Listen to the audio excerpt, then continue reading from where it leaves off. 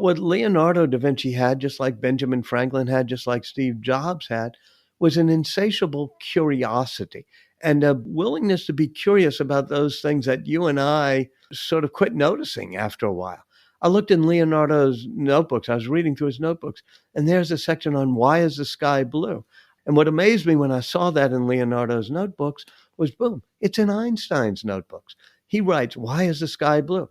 And we see it as a kid. We're all curious as kids until grown-ups say, quit asking so many dumb questions. But Leonardo teaches us that to be creative, all we have to do is nurture that natural curiosity we all have inside of us.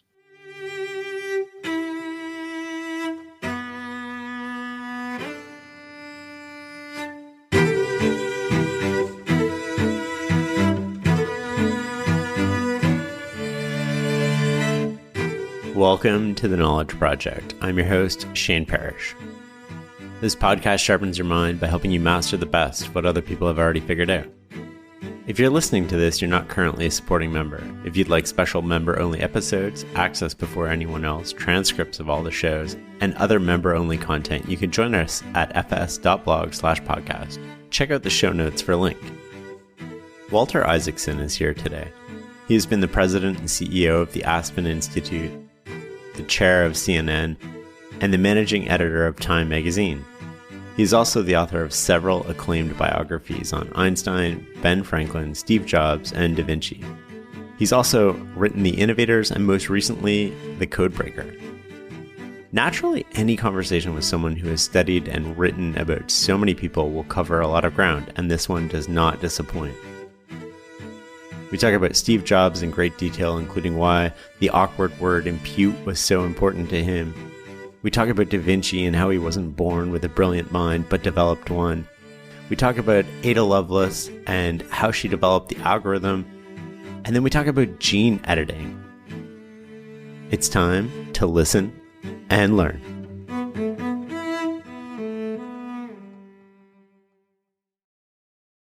Let's start at the beginning. You started writing about Ben Franklin and then Einstein and then Steve Jobs and then Da Vinci. What made these lives worth exploring? You know, when I worked at Time magazine or was growing up, I knew a lot of smart people. And it suddenly occurred to me that smart people are a dime a dozen. They don't usually amount to much. The real key was being creative, to be able, as Steve Jobs would say, to think different and to be innovative. And so I started looking at for what are the clues to creativity and innovation. And whether it's Leonardo da Vinci or Ben Franklin or Steve Jobs, these are people who love to see patterns across nature. They were interested in everything you could possibly know. And by seeing those patterns, they made mental leaps that others didn't do. And so I've never been interested in powerful people necessarily, or poets or soldiers. I've been interested in creative thinkers. What's your method for studying people and telling a story about them? You know, it's pretty simple. It's chronological. You begin at the beginning. And a lot of historians, they don't believe in narrative or chronology. But I grew up in Louisiana, and I had a mentor here who said that two types of people come out of Louisiana, preachers and storytellers. He said, for heaven's sake, be a storyteller. It's the way the Bible does it. You start with a great lead sentence, in the beginning, comma, and you make it a chronological narrative. And so all of my books use that as a guiding principle because that's the way we lead our lives. That's the way we learn things. That's the way we develop our character, is step by step, day by day. One of the things that you do that struck me as surprising is that you print everything out at the end of the night and then you review it in the morning. We know things look different on paper than they do on the screen. And when you see it on paper in the next morning, you're able to find those sentences or those phrases that don't quite track or that read kind of clunkily. You see where the whole thing is kludgy in parts. And so I love reading something on a screen, then I love reading it on paper, and then I love reading it aloud. Let's explore Steve Jobs for a moment. Jobs' early mentor, Mike Markula, wrote him a memo in 1979 that urged three principles. The first two were empathy and focus, but the third was an awkward word, impute. But you said it became one of Jobs' key doctrines. What does impute mean, and how did it play in? It was definitely an awkward word, but impute means, what does something signal when you first see it? What does it imply? And, I remember getting my first iPod, 1,000 songs in my pocket. That's going to be great. And as you open the box, it opens up as almost as if it's a Tiffany jewel box. And there, cradled in it, is this wonderful object of desire, your first iPod. And it kind of imputes things. It doesn't just say, here, cut open the cellophane here. It just has something magical. And even when Steve Jobs did the original Macintosh, he made it so that the boxes that they delivered him in, the boxes that you got your Mac in, had 4-color. And the people there were saying, wait, that's real expensive to make boxes 4-color. He said, yes, but we need to impute. We need to impute the fact that this is going to be an object of delight. I think we still underappreciate that. Yeah, I mean, you look at all sorts of junky things in our lives, from our TV remote controls to the packaging on our products to the way perhaps our computer screens now work. You look at, Microsoft Teams. It says, it imputes, this is going to be a horrible experience. I'm not user-friendly with you. So I think that, we need to see life through the eyes of Steve Jobs more often and say, what is this signaling to me? How can I make it more user-friendly? It's quite a contrast from an efficient, hyper-focused world where profits come before products. But I think one of the keys to Jobs is understanding that products came before profits.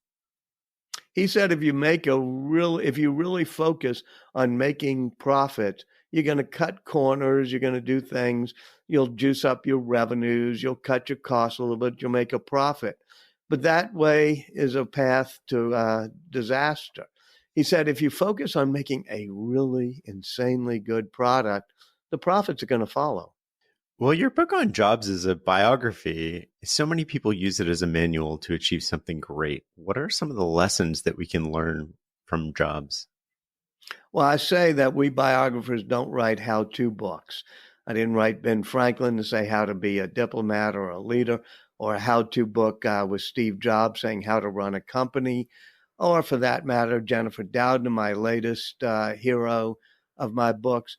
These aren't 7 secrets to success or 7 easy lessons for how to run a company.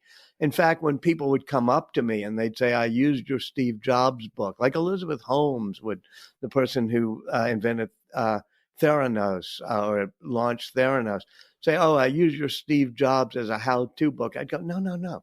It's not a how-to book. Don't try this at home. First of all, there's only one Steve Jobs. There's only one Leonardo da Vinci. You've got to study a whole lot of lives. You've got to figure out what's most comfortable for you and how you manage people, how you deal with people. What are your goals? What are your mission? And that comes not from reading the 12 lessons to this or the 10 secrets to that. It comes from looking at other people, saying what makes them successful, what makes them easy to deal with, what type of attributes do they have that you aren't going to have. I mean, even if I wanted to be as successful as Steve Jobs, I would never have all those attributes. So I got to play with the cards that have been dealt with me and play to my own strengths. And that's what I try to do in my books, is I say, I'm telling you about real people here, people made of flesh and blood. If you want to learn the lessons without understanding the people, good luck to you. But that's not the way I teach it. Jobs is famous for his intensity. Where did that come from? And how did he manage to avoid complacency? Well, he had a real focus to him. He cared. He had a passion.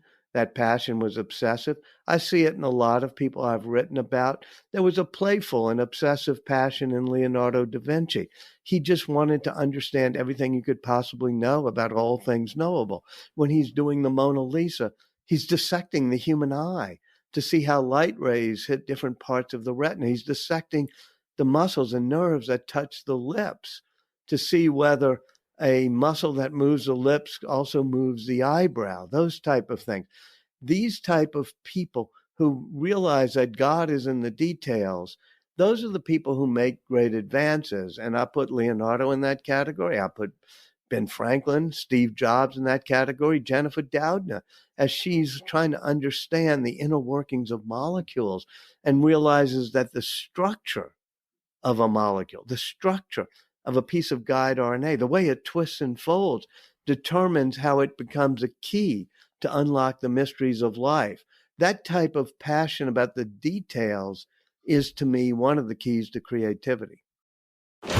With the all-new Dynasty Blueprint in EA Sports College Football 27, you can build your program by earning Dynasty points to spend on NIL, staff, and more. But the fun doesn't end at graduation. With the EA Sports MVP Bundle, get College Football 27, Madden NFL 27, plus Deluxe Edition rewards in both games. Make your rise with the MVP Bundle. Available now at EA.com. Rated E for everyone with mild lyrics, easier interact, and in-game purchases. Includes random items. Conditions and restrictions apply. See the link for more info. This is going to be an extremely busy month. I have to watch 104 soccer games, follow the pregame, the postgame, yell useless opinions at the TV. It's a lot. So I knew that when it comes to screening for colon cancer, the choice was clear. The Cologuard Plus test. It can be used at home and can only take 15 minutes, so I can do it during halftime and not miss any action. If you are 45 or older and at average risk, ask your healthcare provider about screening for colon cancer with the Cologuard test. You can also request a prescription at Cologuard.com. I think you just gave a great preview of the rest of this episode. I want to get into all those people. But before we get there, I still want to continue on the thread of Steve Jobs a little bit, because we're talking about sort of the pursuit of perfection and the small details. And Jobs was worried about things that nobody would ever see, like how it was laid out on the microboard and what was behind the screen that nobody would ever look at. How did that help him, and how do you think that hurt him? When Steve was young, he and his father built a fence around the backyard in their house in little town in California. And his father said to the young Steve Jobs, we're going to make the back of the fence just as beautiful as the front of the fence. And Steve said, why? Nobody's ever going to see it. It's facing scrubland. Nobody's ever going to know. And his father said, yes, but you will know. And the lesson Steve Jobs took from that is that if you care about beauty, you care even about the beauty of the parts unseen. And so Steve, whether it was the circuit board on the original Macintosh, or the various types of ways that the chips were lined up, he wanted to make sure that the beauty of the parts unseen showed that you were a real artist. His father said, if you're making a cabinet and the back of it faces the wall, you still use a good piece of wood facing the wall, because that's how you know you're a real artist. So when Steve Jobs and his small team did the original Macintosh, the case was sealed. You couldn't open it up. You couldn't see the circuit board. And yet he decided to make it beautiful. And he asked the 30 engineers on the team to sign their names onto a whiteboard that they engraved on the inside of the case, where nobody would ever see it. Nobody would ever know. But their signatures were on the inside of the case. That made them into real artists. What moments did you have where you were like, wow, I had no idea when you were researching Steve? Oh, I think that the details of design, I remember walking around the design studio with him and Johnny Ive, and they were working on electrical plugs for European outlets. And there were about 7 different prototypes that they could use. And Steve was fondling each one, talking about the chamfers, which is the way a piece curves, and talking about how it would feel in your hand, how it would delight people. Now, I must admit, if you ask me about my Mac and, how it plugged in, I don't know that I even know what the plug that plugs into the wall, exactly how it's curved, exactly how it's shaped. But when after Steve did that, I realized that you have to really care and be passionate about the beauty of design, and that the design includes the hidden things. The design includes the small things. It includes the details. And so I've always tried to be a little bit more aware of why, say, a plug for one piece of equipment is so much cooler than a plug for another piece, and what that says about the people who made that product. Steve saw firsthand how money changed people at Apple, and how a lot of the misfits started to act rich. I think he had a comment about fancy cars and big homes. And how did he keep so grounded throughout life and not let money ruin him? I think it's important for people not to be driven just by the toys you can buy. I see that in Elon Musk now compared to some other billionaires. He's not defining himself by the amount of houses. I think he's divesting himself of his houses. Steve Jobs never had the fanciest mansions, and he took quite a long time before he even got furniture for them because he didn't define himself by material objects. Near the end of his life, I asked him, about the meaning of all this. And he said that he'd learned from his guru in India that life is like a river. And at first you think that if you're successful, you get to take many things out of the river, products people have made or ideas they've come up with. But he said, eventually in life, you realize that it's not what you get to take out of the river, it's what you get to put into the river. He was a very spiritual person, guided by his Zen Buddhist training. And I think that helped keep him grounded. Not only was he spiritual, he had a reputation for being hard on people. I think at one point he said, I don't think I run roughshod over people, but if something sucks, I tell them to their face. It's my job to be honest. Have we lost that today? Well, intellectual honesty is something that can push people, make people a great leader, is something that I've been a manager, I've run companies. I know that being really brutal and intellectually honest is important. First of all, you motivate them, you drive them, you let them know where they're not performing and how they can. And you make sure that you don't have a team, as Steve Jobs said, that's filled with B players. You only got A players on the team. I think we all have to look into ourselves as managers. I had many failings as a manager when I ran Time Magazine or CNN. And one of my failings is I wasn't as comfortable being brutally honest or telling people they sucked as perhaps a stronger manager would have been. But after a while, I realized, all right, I got to play to the strengths I have. I look at somebody like Jeff Bezos or Bill Gates, people who have run great companies. I look at how Jennifer Doudna forms a lab and a consortium to do experiments on gene editing. And I say, how do you form teams? Jennifer Doudna will tell me, I like to make sure everybody meets each other before they join our team and that they all feel that they fit in and everybody feels they fit in.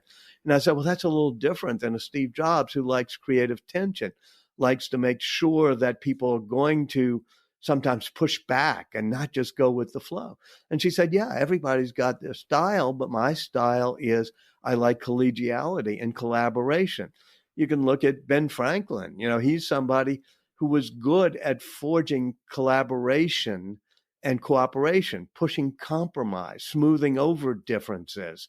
He was definitely not known for intellectual honesty. In fact, sometimes he was considered being too diplomatic, which is a euphemism for not being all that intellectually honest.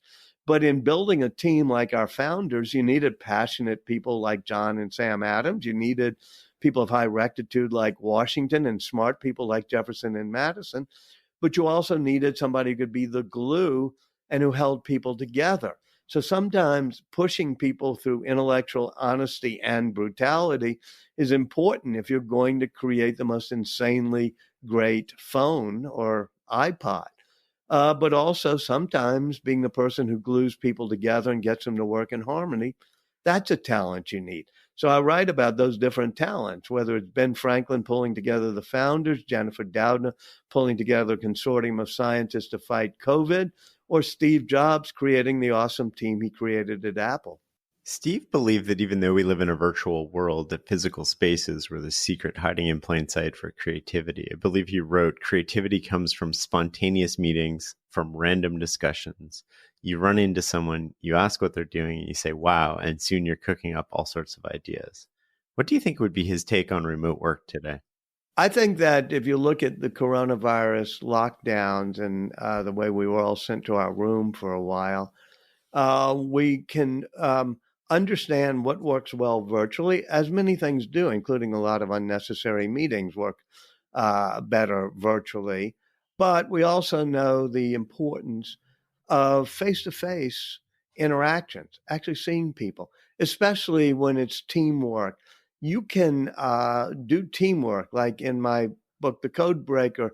They're able to work on 3 continents in different countries and help figure out CRISPR, a gene editing tool. But when they started off the project, it really helped to be there physically, to be there in person, to be kicking around ideas in a lab over dinner. And likewise, whether it was Steve Jobs who designed the Pixar headquarters to make sure everybody had to walk through the atrium and bump into people and exchange ideas, to the Apple headquarters, physical places tend to have serendipity to them. They tend to be unscheduled encounters. They tend to be things where you can actually gauge somebody's interests and emotions perhaps better. And we look at places throughout history that have been cradles of creativity. And that's sometimes what my books are about. Why was it that in the 1470s, when Leonardo da Vinci goes to Florence, it's a mix of people from all over the trading world, from the Arab world with the fall of the Ottoman Empire, from all over Europe because of the strength of the Florence currency. They're all there in Florence. That becomes a cradle of creativity. Likewise, Silicon Valley becomes a cradle of creativity in the 1970s, and for that matter, Philadelphia in the 1770s. And this happens because certain people get attracted to places where there's diverse ideas and an energy to them. And doing it on Zoom can sometimes recreate 60% of that. But as a professor at Tulane, here in New Orleans, I did a lot of my teaching on Zoom. But I love the fact that the kids were actually on campus and that I could meet with them some. And now I'm back seeing them and we're just kicking around things and discussing things. I think Tulane was right to do in-person campus even during some of the pandemic. And it showed me how important these in-person encounters are. And if you ask the students and you ask them to compare their experiences to people who went to other universities that were shut down, they'll just tell you how important it was to be able to hang around other people. I like the idea of these pockets of sort of innovation that crop up, whether it's Britain or Florence or Silicon Valley. What's your hypothesis on why they tend to burn out? Well, they tend to burn out sometimes when the tolerance and the diversity that distinguished, say, Florence in the 1470s get hit by a Savonarola or somebody who's going to ban and burn books and have bonfires of the vanities. And we see the backlash against creativity, innovation, and diversity happening. We had happened in this country over the past 4 or 5 years. It's happened in Europe some and in Hungary. So you see a backlash against modernity. You also see what's happening in the United States, which I think is really good, which is the dispersal of creativity and cradles of creativity. It used to be very concentrated in Silicon Valley when it was all engineer driven. But now that it's driven by people with creativity in various realms, whether it be music or art or literature, or for that matter, figuring out truck driving routes or figuring out manufacturing logistics or boxing materials. And also where the creativity and the technology is not just digital engineering, but tends to have to be connected to the humanities, or for that matter, to the life sciences. So now in the United States, you're seeing places like Austin, Texas, or Nashville, or New Orleans, Boston, of course, with the huge boom in biotech, but even in small places like Chattanooga or Cleveland, Mississippi, places with good colleges or universities where there's creativity. You don't have to have it all concentrated in Silicon Valley the way it was for the final quarter of the 20th century. Do you think we need it to sort of like come together for a revolution and then disperse, and then another 100 years from now come together again and then disperse with whatever the new technology is? Or is it something that can always be dispersed? I think that it's almost like we found during the pandemic, which is if you want some bursts of creativity, it helps to have a lot of people actually interacting in real time, face to face in an intimate fashion. And then you can disperse that creativity, whether it's a group that gets together and starts figuring out how to do gene editing technology, and then they all go to their labs around the world and do it on Dropbox and Zoom and other ways of social media. I think that's a metaphor for how we as a society sometimes have big bangs that start in a singularity, a particular place, and then the energy gets dispersed, and people during the pandemic moved to places like my hometown of New Orleans because they could work anywhere, and they decided they wanted to work in a place that was more fun or edgier or had more music or more food, whatever they liked. And so that dispersal happened because of the pandemic. I think they also found that in places like that, where there are great research universities like Tulane or great medical centers, there's ways of having the creativity. But once again, as we see with this new revolution I write about in the Code Breakers, which is biotech, it does help to have a certain center of the explosion. At the moment, that's Kendall Square in Cambridge with Harvard and MIT, and then the Boston area, which has more research hospitals, inch for inch than any other place in the world. So you're right. It's sort of big bangs coming out of intense places like Kendall Square, Cambridge, or the Berkeley area now in California where Jennifer Doudna is, but then dispersing where we're watching in Memphis just recently. They're using CRISPR to cure people of sickle cell. Well, that's Memphis is a new center of creativity. I want to switch gears here and come back to Da Vinci for a second. I mean, I think it seems natural to sort of explore Da Vinci after Jobs because, like Jobs, he was at the intersection of technology and arts, only in a very different era. I think you said Leonardo had the ability not just to connect art and science, but to make no distinction between the beauty of art and science. I remember all of Steve Jobs' product presentations. They'd end with that street sign showing an intersection of two streets called the arts and technology, or the liberal arts and engineering. And I think people who stand at that intersection tend to be more creative.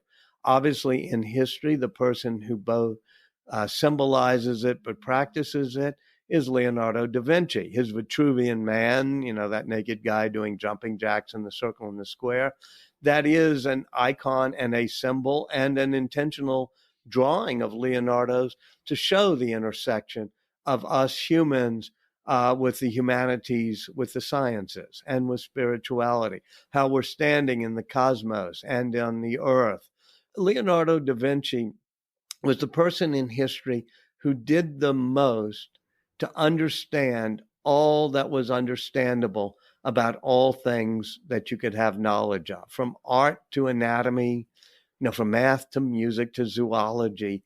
He tried to understand everything. And I think that that was a key not only to his creativity, but what he represented, which was known as the Renaissance man.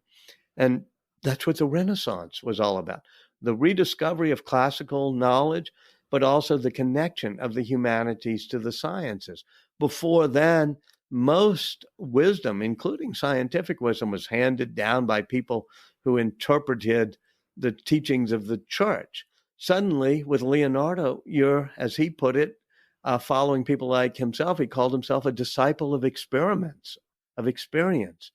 He really cared to have a fact-based empirical approach to knowledge. And that connected it to the humanities. And that's what the Renaissance was about. He was a bit of a misfit, and getting back to that sort of observation of reality or experiential learning, that was a byproduct of him being an illegitimate child, was it not? Well, Leonardo definitely did not fit in. He was born out of wedlock. He was gay. He was left-handed. He was distracted. He had flamboyant ways of dressing. And as a young teenager, he arrives in Florence, not fitting in. And yet Florence, and this is why it's a cradle of creativity, embraces him. The Medici family gives him work. There you have Leonardo, who both fits in and doesn't fit in. And so he has a deep curiosity about the cosmos. What is our role in the cosmos? How do we find ourselves in this strange world? How are we supposed to fit in? So throughout his life, he's driven by a passion and by a curiosity about what is this world in which we find ourselves and how do we fit in? One thing I like about Da Vinci, at least, or I took away from your work, is it doesn't appear he has like a mind like Newton that just has so much more horsepower than we have. and could do things that we could never do. It seems like the stuff that he did was within our reach, and it was driven by almost just pure curiosity. How did he go about pursuing so many interests and so many subjects and get so much mental horsepower out of his mind? It's a good point, because I wrote about Albert Einstein, and none of us can really truly aspire to be Einstein. He had more mental processing power. He's able to do the equations that describe general relativity, things that most of us mortals would not be able to accomplish. But Leonardo da Vinci, and Ben Franklin for that matter, were not necessarily the highest powered intellectual firepower people of their time. Leonardo was probably not as great of a, intellectual as Luca Pacioli, his friend who was a mathematician. But what Leonardo da Vinci had, just like Benjamin Franklin had, just like Steve Jobs had, was an insatiable curiosity and a willingness to be curious about those things that you and I sort of quit noticing after a while. I looked in Leonardo's notebooks. I was reading through his notebooks, and there's a section on why is the sky blue? I can look right out of my window here right now. It's a deep blue sky, but I've spent all day not puzzling. Why is the sky blue? And what amazed me when I saw that in Leonardo's notebooks was, boom, it's in Einstein's notebooks. He writes, why is the sky blue? They both do experiments. Leonardo sprays water in the air and shines light through it. Einstein, is using Lord Rayleigh's formula for the diffraction of the spectrum of light, all trying to figure out why the sky is blue. Now, you and I are not necessarily going to do all these science experiments, but every day we can push ourselves to be a little bit more curious, to see the water rippling as Ben Franklin did on a pond and say, why do the ripples go a different way from the wind? Or why does the duck have webbed feet, which causes Franklin to invent swimming flippers and causes Leonardo to try to understand flying? And we see it as a kid. We're all curious as kids until grown-ups say, quit asking so many dumb questions. And then we get sort of the curiosity kicked out of us. But Leonardo teaches us that to be creative, all we have to do is nurture that natural curiosity we all have inside of us. One of the things that struck me that you wrote about a little bit was why fish are faster in water than birds are in air. Can you explain that? Well, yeah. I mean, these are the type of things that Leonardo was curious about. Leonardo says, wait, water is heavier. It's harder to go through. Why can fish go faster than birds? And he looked at how birds flap their wings. He notices which species flap them up faster or flap them down faster when they take off. He notices how the web feet of duck work. He does experiments with flowing water. So does Ben Franklin when he gets to London. Franklin has a little machine that shows flowing water, and he's looking for how things resist the flow of water and how they can use a flipper in water to go faster, because there's more to push against than there is with the air. Now, these are simple things. You and I can figure out, hey, you can push against water, you can push against air, what will work, what won't.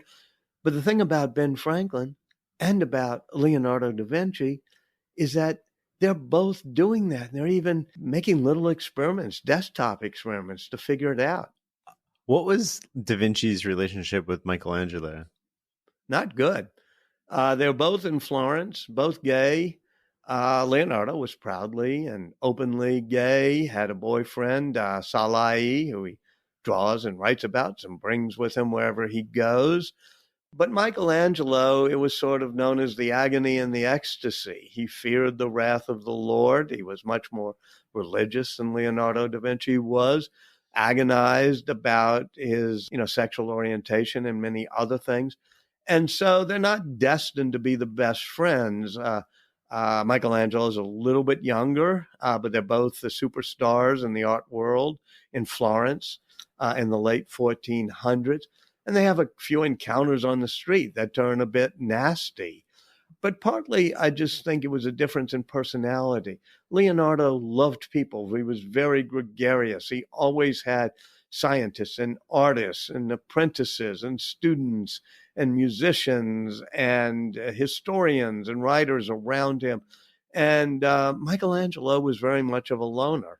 And I guess that's why I was attracted a bit more to Leonardo da Vinci.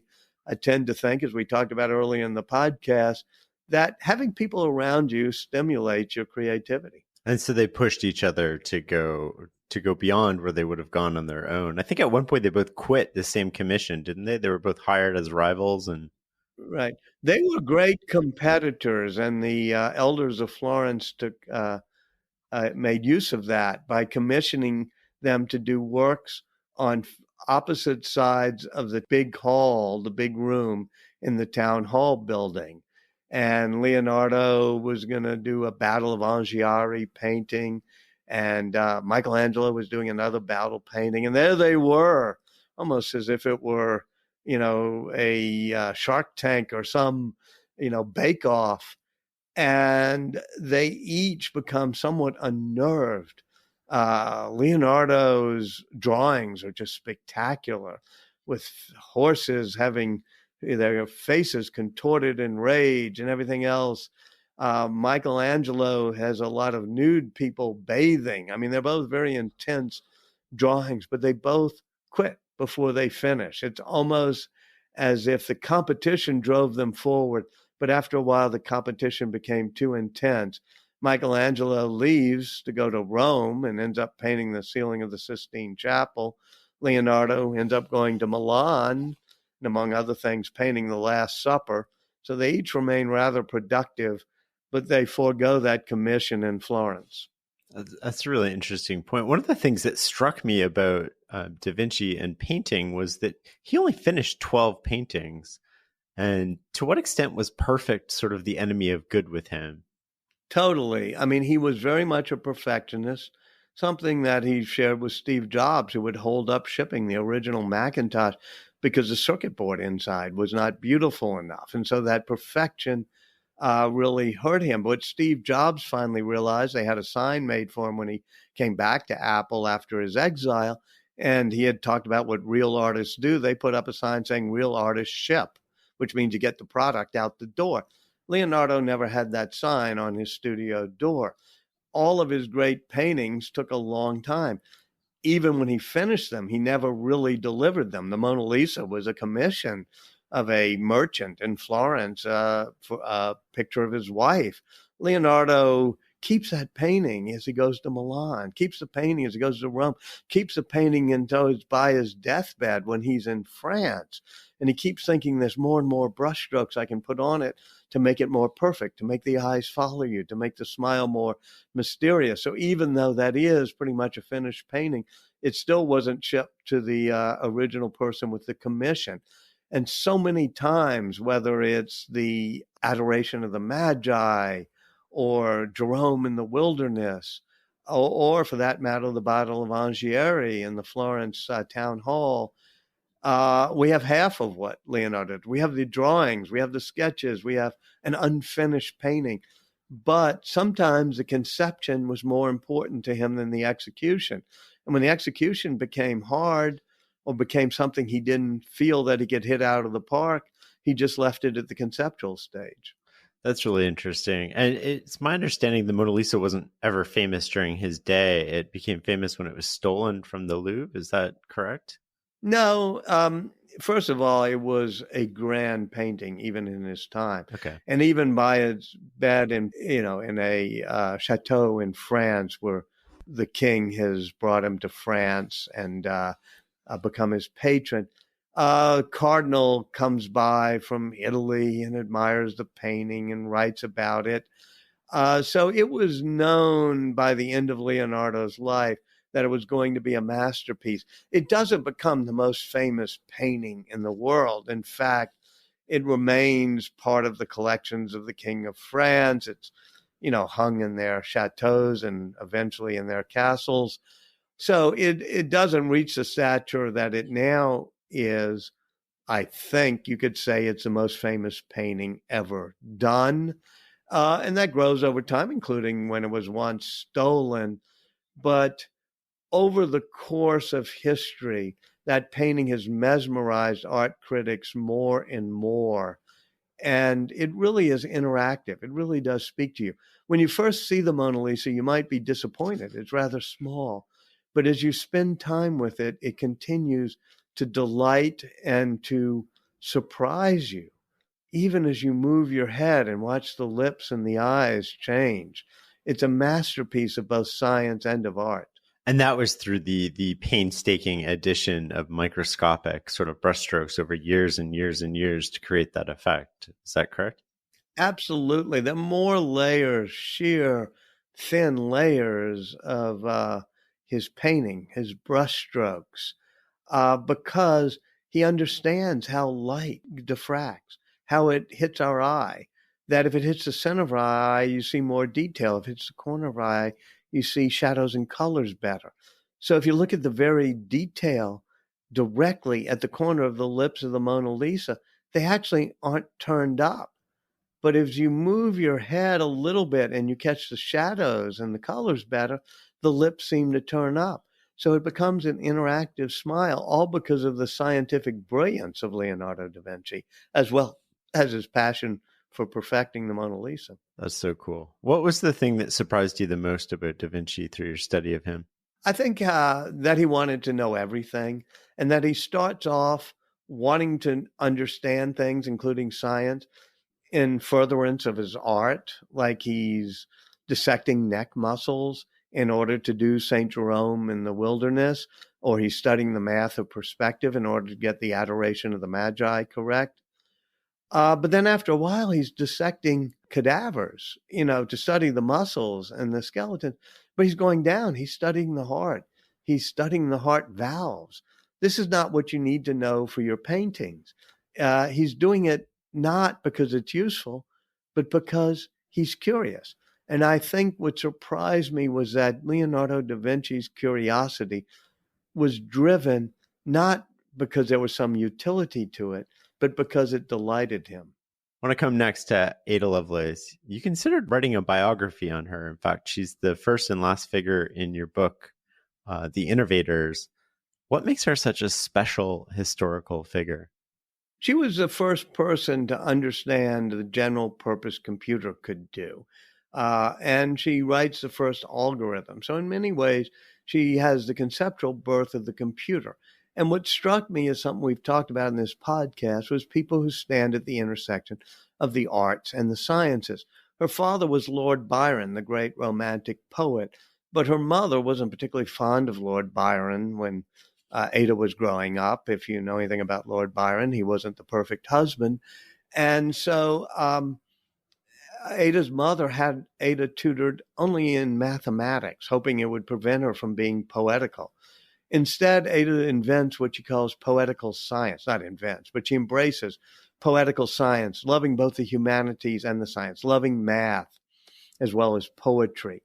And so when she sees the looms in England that are weaving these great patterns using punch cards, she realizes that the use of punch cards to determine how a beautiful pattern could be woven, that those punch cards could be used on a machine that one of her friends, Charles Babbage, was doing, called the analytical engine, which was a numerical calculator.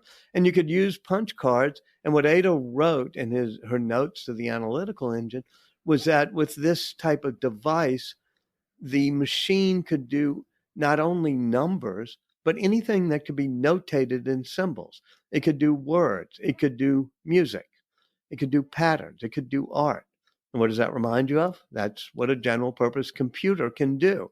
It can manipulate the information of anything that can be notated in symbols. And so this was a great intellectual leap, underappreciated by history, except for those who are fans of Ada Lovelace and their legion. And this wasn't appreciated until later with Alan Turing, right? Or was she appreciated in her time, or was it her Lady Lovelace's? Well, she was a very complex figure in her time, and probably a good full-length biography, but it's somewhat tragic. She became addicted to drugs, addicted to gambling, gambled away the family jewels, had a painful life with opium, trying to kill the pain. But so she was not a great figure of history, but she did lay down the idea that machines could do everything except think on their own, that machines could not be creative, that it took the humans to be creative ones, to come up with new ideas, to think different, whereas the machines could process based on instructions we gave them. Alan Turing, a century after Ada Lovelace writes her notes on the analytical engine, writes his paper called Can Machines Think? And he writes about what he calls Ada Lovelace's objection, Lady Lovelace's objection, he calls it, which is that machines can't think, that they'll be able to process any symbols we give them, but they won't be able to be creative thought. And Turing sort of pushes the opposite approach, which is, yes, machines will be able to think. We will have machine learning. We'll eventually have artificial intelligence. That's still a debate going on today, whether it's Elon Musk or Bill Gates or many other people. They debate whether machines will ever be able to think creatively like the human mind will. I don't have an answer, but I do love, in my book, The Innovators, is about exploring the Ada Lovelace school, which includes Ada Lovelace, but Doug Engelbart and Alan Kay and J.C.R. Licklider, and culminates with Steve Jobs, the people who believe that advances will come from human-computer connections, human-computer interfaces, like the graphical interfaces on our computer that make us closer to our machines. And then the other school being the Alan Turing school that goes all the way through people, including Bill Gates, who think that machines will be able to acquire an artificial intelligence that will surpass humans and perhaps leave humans behind. So if we zoom out a little bit, what are some of the lessons that we can observe that are common across these subjects that are innovators that we can apply at work or in our day-to-day life? Have a broad vision. Be curious about everything. I had the great good fortune of growing up at Time magazine, which was one of the last of the general interest magazines. And it meant that one week I'd be writing the medical section. The next week I'd be writing the music section. I'd be writing foreign affairs one week and business the next week and politics the following week. And so I got to be interested in many things. And to me, that helped me see patterns that happen across creation. Those are the lessons of my great innovators. Nowadays, we tend to be more siloed, whether you're at a university and you specialize in a silo, or for that matter, you're a media thing and you're not a general interest magazine. There's not a market that much for general interest magazines. So you become a podcast with a particular focus. So I think my lesson is be curious about everything. Don't specialize too soon. Be able to go deep on a few subjects, but make sure you can also go wide. I think that's a really good lesson. I just want to challenge a little bit about what you said about writing about multiple different subjects. So how does that affect your ability to write about them and understand them? If you're just sort of like switching context week to week to week, how do you develop a deep fluency in the subject you're writing about? You know, Sal Khan, who does Khan Academy, has a great phrase, which is, you can learn anything. And the hardest for me was learning the math of general relativity. I had to study tensor calculus. I'm still no great expert at it. But if you put your mind to it, you can learn anything. After learning the mathematical equations of general relativity from my Einstein bio, and by the way, I didn't put them in the book. I just felt I had to know it in order to simplify it in the book. I figured, okay, I can easily learn what RNA does as a messenger inside a human cell when it comes to a coronavirus vaccine. That wasn't quite as hard as the math of general relativity. So I do think if you put your mind to it, you can pretty much be familiar with many different fields. Secondly, I do think that there's a value to the person who's not the expert. You know, especially when it comes to science and technology, most scientists, and I love them, aren't great at popularizing and explaining what they do. Some are. Brian Greene is, Carl Sagan was, Neil deGrasse Tyson is. But generally, scientists, they're part of a priesthood and they talk in a type of jargon, and it's hard for them to explain the beauty of what they're working on. So I think there's room for people like myself who are just passionately curious and will take the time, sometimes a year or so, to drill deep into a subject, but then we'll try to write about it for the layperson, for the person who's not an expert, for the person whose last biology course was in high school. How important is it? You're a writer, you're a professor. How important is it that we go to the source when we can and don't get it through these secondary, third, fourth order sources? Well, that's why when I did Leonardo da Vinci, we're so blessed. We have more than 7,000 pages of his notebooks. I mean, paper's a great technology for the storage and retrieval of information. It has a battery life that's almost infinite. It operating system never goes out. So I can go around the world and look at Leonardo's notebooks and not only sort of read in a secondhand way what information he had in it, but see the doodles in the margins, the way he drew little designs, to see how his mind leaped on the page from, sketching out possible faces for the Last Supper to figuring out how to square the circle using triangles and circles and rectangles. So I like seeing his mind leap around on the page. Same with Ben Franklin. I went up to Yale and the box after boxes of papers. Einstein's papers, in the end, I read most of them in bound volumes, which you can actually see behind my shoulder that are on my bookshelf. But I went to Hebrew University, where the original papers are, and to Caltech, where the Papers Project is, because I actually wanted to see those last pages of his notebooks, because I think there's something inspiring, too, about seeing the original physical product.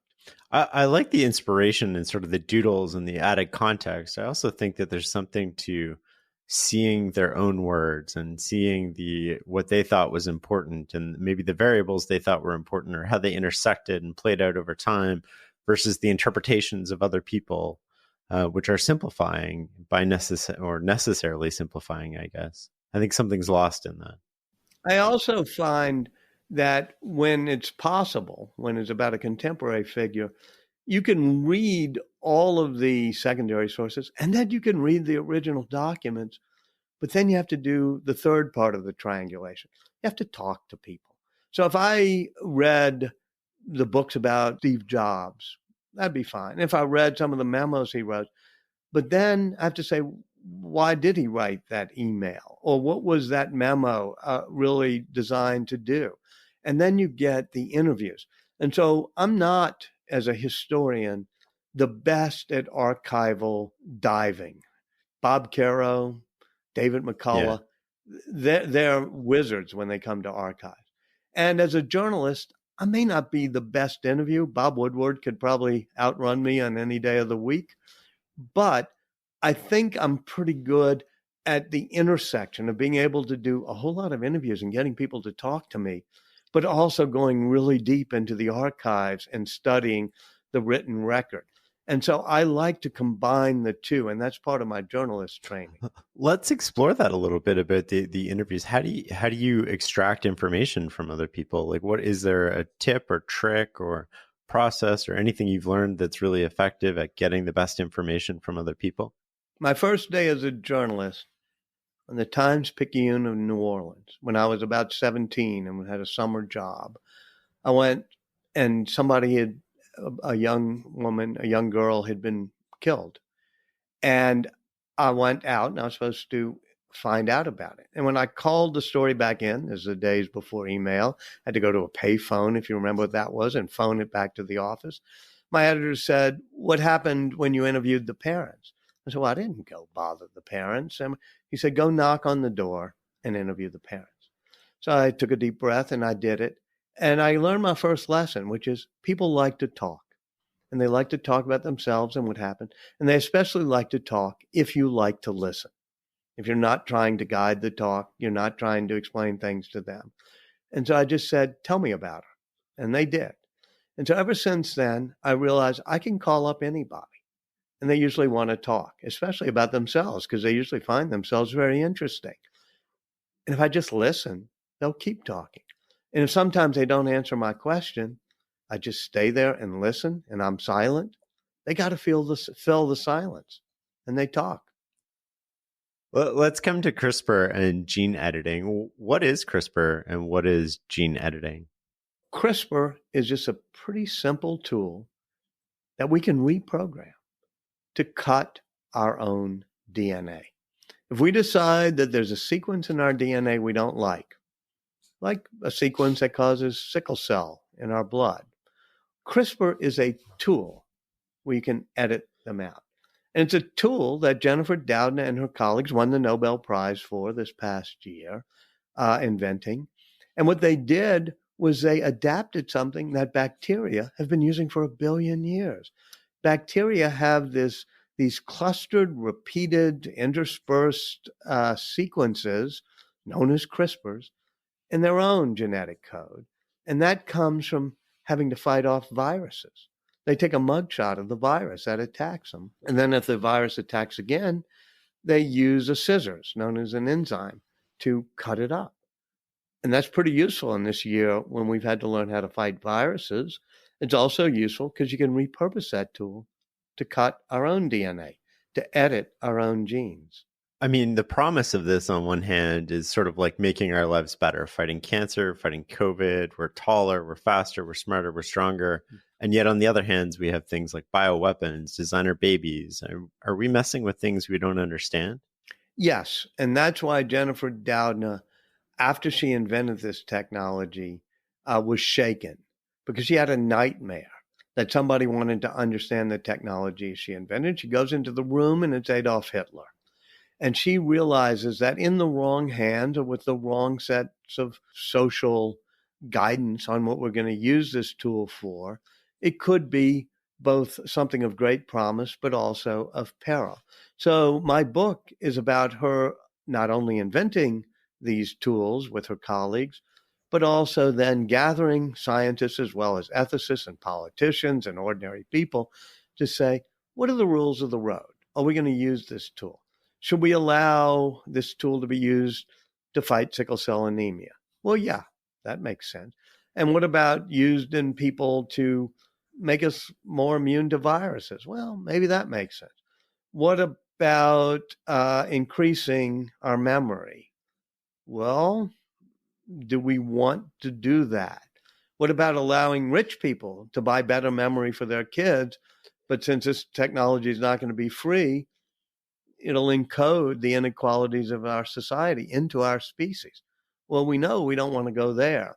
So my book not only is about understanding what the technology is, but I want people to understand it because we're all going to have to be part of this discussion. We can't cede it to the scientists to be in charge of this. And so the book is about part of the last half of the book is about going step by step, saying when should we use it and when should we not? We all have to be part of this discussion. One thing that's interesting about this discussion is unlike weapons of mass destruction, where they're hard to accumulate, they're in relatively few hands. It seems like biohackers have or could develop this in their basement. Well, I edited genes in Jennifer Doudna's lab. Motto of my old school I went to in New Orleans was, we learn to do by doing. And so I did it. And that kind of frightened me because I was able to edit human cells. Now, don't worry, we flushed them down the drain with chlorine, and the cells I edited are not now part of our planet. But yeah, they're biohackers. One really funny, interesting, delightful, and slightly controversial guy in my book, Josiah Zahner, runs a store called The Odin, and you can go online and get CRISPR and use CRISPR maybe to regulate the myostatin so you'll have bigger muscles, things like that. So yes, this is not like an atom bomb, which can't be built in a basement. So we're going to have to learn what are the social rules of the road in doing this. But how do we enforce those rules? Well, I think they only get to be enforced if we all agree to them. And that's why I wrote this book. I'm hoping we'll talk about this enough and we'll have a social consensus. People say, well, that's hard to have. But yeah, we do that all the time. We have social consensus now, maybe against elephant tusks trafficking or slavery, child trafficking. But we sort of have social rules against everything from shoplifting to drug trafficking to whatever. And that's how society tends to regulate these things. Now, with CRISPR, it's not like you have to stop it totally. I mean, one atom bomb and you can be toast. But, if we can prevent CRISPR from becoming, a regular commonplace thing, I think we'll be able as a society to decide, no, this is where you don't go and this is where you do go. Jennifer had her own Michelangelo through this. There was a bit of competition, I understand, in terms of coming up with this. Can you explain that story to us? Yeah, the book is partly about the great race between Jennifer Doudna and her team, which includes Emmanuel Charpentier, the French biologist who won the Nobel Prize with her. And they're competing against many labs around the world, but especially a really great and charming young scientist named Feng Zhang, who is at the Broad Institute of MIT and Harvard. And after Jennifer and Emmanuel discover how CRISPR can be engineered to be a tool to cut DNA, a race ensues to say who can make it work and show how it works in human cells first. And it takes them both 6 months, along with some other labs. It's a race that Jennifer Doudna's team loses actually by 2 weeks. And Feng Zhang's team gets the the first patents on it. And they've been involved in both this race and this competition and now a patent battle over it. So competition helps spur science. It's a good thing. Competition can be for patents. It can be for Nobel Prizes. It can be for publication priority. And in this case, it's a race. Just like when Jennifer was a young child, she read The Double Helix, the book that Jim Watson wrote about the discovery of the structure of DNA, and the race that he and Francis Crick ran against Rosalind Franklin and Maurice Wilkins at another university and against Linus Pauling. So competition can make you do bad things. Crick and Watson purloined the imagery done by Rosalind Franklin without her permission. But competition also causes you to work nights and weekends.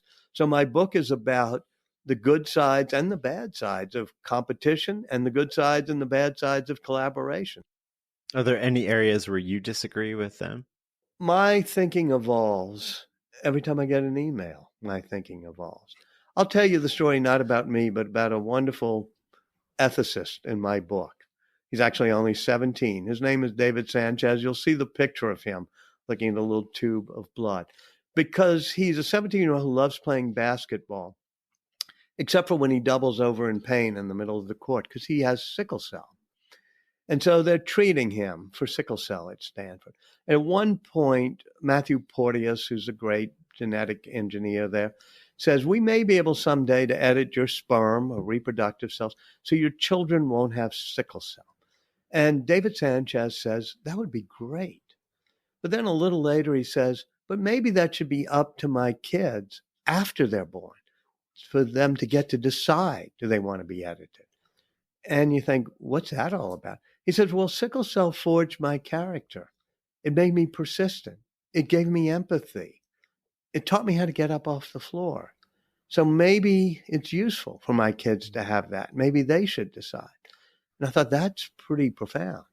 But then I asked him a few months later, I said, what do you think? And he said, I think I would edit my kids. I don't want them to have sickle cell. I said, what about persistence and empathy? He said, I'd try to teach them that, but I don't want them to feel the pain. Now, the reason I tell this story is not because there's a right answer, but because David, in his wisdom, had first thoughts, second thoughts, third thoughts. So to answer your question, I have first thoughts, I have second thoughts. I'm now on to my third thoughts, and someday we'll be on to my fourth thoughts. My book is not about giving the answers. I'm going to hurt the sales of the book by telling you there's no last chapter with the answers. But there are first, second, third, and fourth thoughts in the book about different types of where we should go. Maybe we should use it here. What about depression? What about psychology? What about schizophrenia? What about sickle cell? What about better athletic abilities? And I want the reader to be like me, to go hand in hand with me and Jennifer Doudna and David Sanchez, having first thoughts, second thoughts, third thoughts, because it's a slippery slope. But slippery slopes are a little bit safer if you do it hand in hand, step by step. And that's what this book is about. It's really interesting. And final question, thank you so much for your time. How do you want your work to be remembered? You know, there are people in the arena. I started early on with a book with a friend called The Wise Men about the people who created American foreign policy right after World War II. And, you know, there are people like Einstein and Da Vinci and Steve Jobs and now Jennifer Doudna. those are the people who do things. They see the world differently. They push the human race forward. I know that I'm not one of those people, but I have a small role to play, which is I tell their stories. And I think being able to inspire people with their stories, it may not make me, certainly doesn't make me a Leonardo da Vinci or Steve Jobs or Ben Franklin, but there's a role for some of us, as I said, growing up in Louisiana, being told, don't be a preacher, be a storyteller. And then if we can tell the stories, we can inspire the next generation. When she was in middle school, Jennifer Doudna came home one day and found on her bed the book, The Double Helix by James Watson. And she read it and she saw Rosalind Franklin, this biochemist, in it. And she said, oh, I didn't know women could become scientists. And she was inspired by Rosalind Franklin, but also by Watson and Crick and others to say, I want to become a scientist. And so she had been thinking, I'm going to study French. But no, she decided she's going to become a chemist. She got inspired. I hope that someday my books are left on the bed of people's daughters and sons and nieces and nephews. And maybe they're inspired to be a Steve Jobs, to be a Jennifer Doudna, to be a Ben Franklin, even to be a Leonardo da Vinci. And we can help people understand how innovation happens, how creativity happens, how building great teams happen, if we can be inspired by the people who are successful in doing it.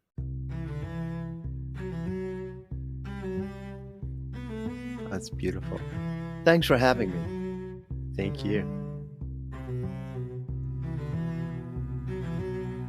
The Knowledge Project is produced by the team at Farnham Street. I'd love to get your advice on how to make this the most valuable podcast you listen to. Email me at shane@fs.blog. You can learn more about the show and find past episodes at fs.blog/podcast. To get a transcript of this episode, go to fs.blog/tribe or check out the show notes. Can you do me a small favor? Go online right now and share this episode with one friend who you think would love it. Thanks for listening and learning with us. Till next time.